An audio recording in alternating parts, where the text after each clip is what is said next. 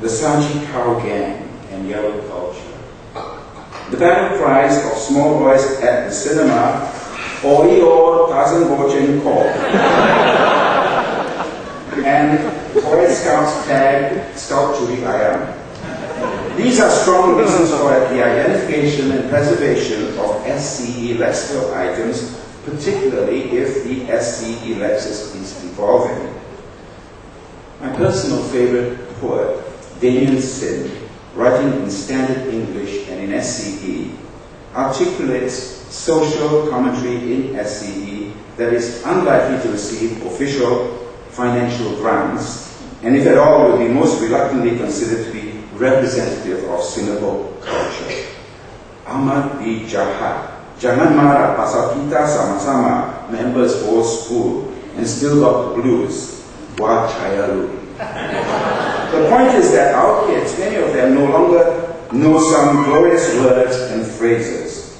Good news, they knew most of them, about 80%, Chinchai, Shok, Kana, Tai Tai, Sabo, Undu, Chok, and Kaki.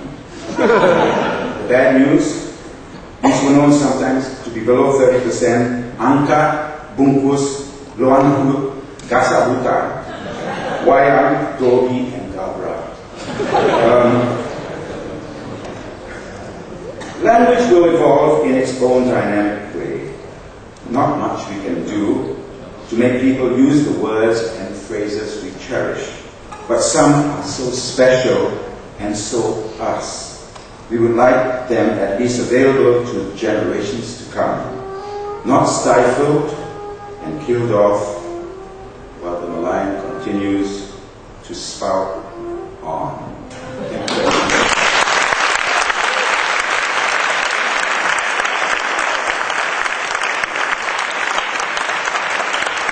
Thank you very much, Steve and Louise. Sam Wu.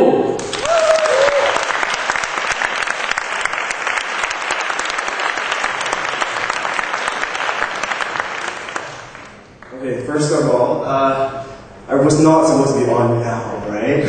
Okay, so I'm not totally prepared. I didn't know what I was going to talk about. On the way here on the text, I was like, Dalila, what am I going to say? My mind is a total blank. And everyone here has A4 size paper, and all I have is this. It's indicative of my size as well. Yes. Okay, anyway, yeah, I was going to wear blue, but then my friend said you're going to look like a Smurf, so I thought I would wear something different. And Clara says very well, why don't you come as a gay MP? You can wear white pants and white sleeve shirt and your geeky glasses and your oil hair. I was like, I don't have white short sleeve shirts, excuse me, it's not part of my wardrobe, it's too unglam. And then I see a few of you here wearing white short sleeve shirts. And I'm wearing this, and I freaking look like a candy store shop assistant or something like that. So this is my tagline. Hi, I am Candy, and I'm always hard. You can look me all over here. Okay, let me just go into my topic. Okay, today's about topic cock, and I was thinking about just talking about that, right? But it might offend some people in the audience here who are not glam. Okay, straight. Okay, so I was going to be the MP of Kampong Glam, but I decided to not talk about that. I didn't know that this event was about talking about being Singaporean, so I thought, okay. My original topic was about growing up gay in Singapore and all the funny moments that happened. And I was like, there are no funny moments growing up gay. So I'm going to change topic. We're talking about fag stags, which are basically straight men who like to hang out with gay men. Okay, but I think I'm going to go back to the original topic about growing up gay in Singapore. Now, growing up gay in Singapore was not the most fun as 80% of you can identify with. I think, yeah, 80%. Look at all the men here. The good-looking ones are gay. Right?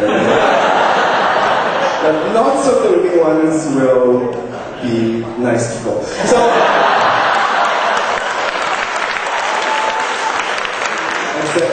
that friend whom I love. Okay, so growing up gay wasn't the most fun. I always learned how how not to behave because people would scold me. For example, when I was 5, I was watching television with my dad. It was a Japanese drama serial, and I saw a Japanese policeman on television, and I was like, oh my god, he's so cute! 5 years old. My dad was like, you can never say that again! Okay, sorry. So I learned never to say that Japanese policemen were cute. Until I realized that it was not the problem of him being Japanese, but that he was a guy. So I realized you don't say stuff like, okay, men are cute. And the other response that I realized that you should never say is when you're going shopping for toys with your dad or your mom, and you're like, do you want that bike or that football? I'm like, football? I don't want football, I want that Barbie doll. And they're like, boys cannot play with Barbie dolls. I'm like, why? And superheroes, you don't say stuff like, oh my goodness, Superman is so cute, or I want to be Wonder Woman, because it just confuses people. Okay, so, and other things, I've also learned that,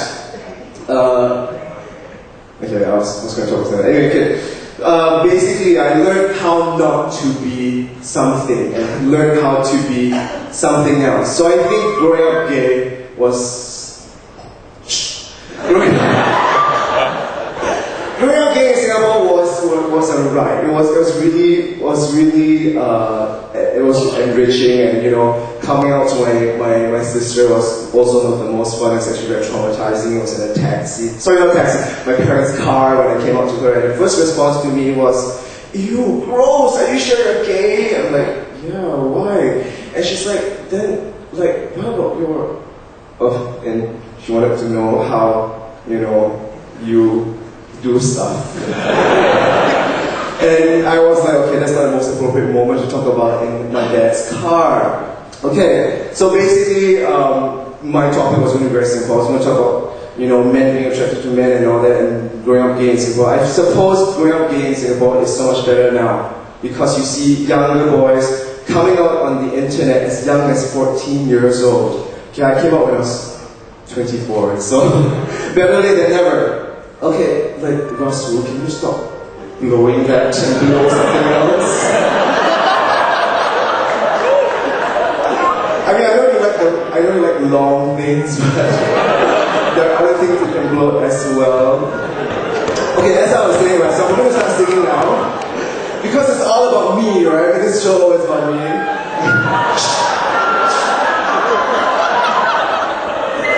No, I think it was right off. No vulgarities in Parliament, right? Except, okay, I'm gonna. Okay, no, I will stop. Okay, right, it's all staged, as you can tell. Okay, I'm going to now hand over the time to. Thank you, Sam. To Pauline Goh.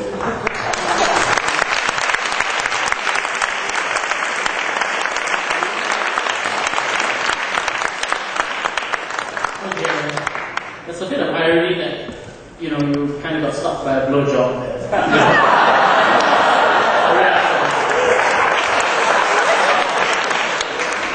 Low blow. Our next speaker is a trainee teacher at the National Institute of Education, where she's learning to be a native English speaker. Yes, native English speaker.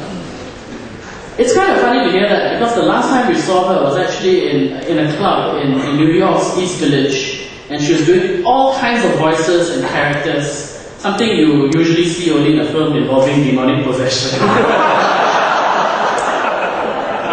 But she's definitely more angel than devil, and she also works with Migrant Voices. It's a registered non-profit organization that seeks to platform the voices of migrant workers through the arts. We are very, very proud to welcome Ms. Ruby Pan.